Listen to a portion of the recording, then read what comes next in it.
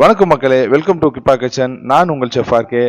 ஒரு சிக்கன் 65 யூக்லா ஒரு சூப்பரான சோயா 65 அது எப்படி செய்யுதுன்னு சொல்லிட்டு வாங்க நம்மளோட சேனல் இன்னைக்கு பார்க்கலாம்.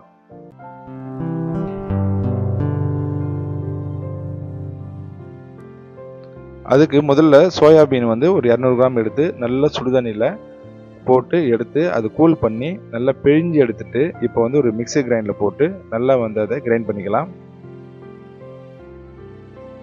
இது போல் பதத்துக்கு நல்லா கிரைண்ட் பண்ணுறங்க.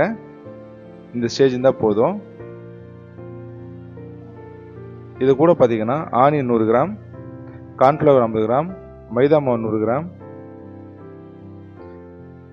சில்லி ஒரு 5 நம்பர் க்ரீன் சில்லியை நல்லா ஃபைன் சாப்பிட் பண்ணி போட்டுருங்க.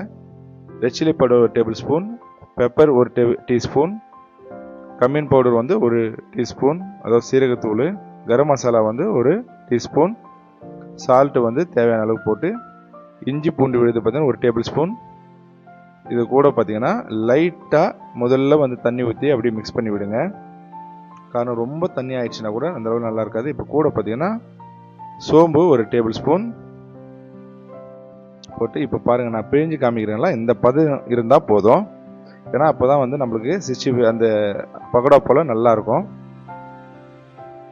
இப்போ நல்லா சூடாக ஆயிலை கொதிக்க வச்சுட்டு இது போல் நம்ம ஒரு ஆனியன் பக்கோடா எப்படி போடுவோமோ அதே போல் போடலாம்.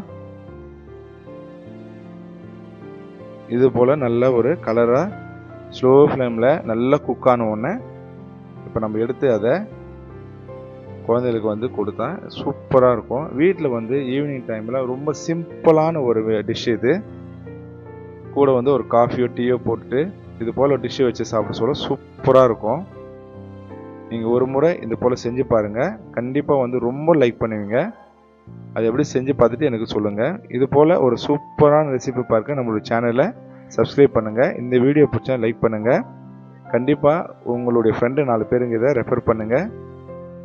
நன்றி மக்களே. வேறு ஒரு சூப்பரான டிஷ்ஷோடு உங்களை திரும்ப நான் மீட் பண்ணுறோம். தேங்க்யூ.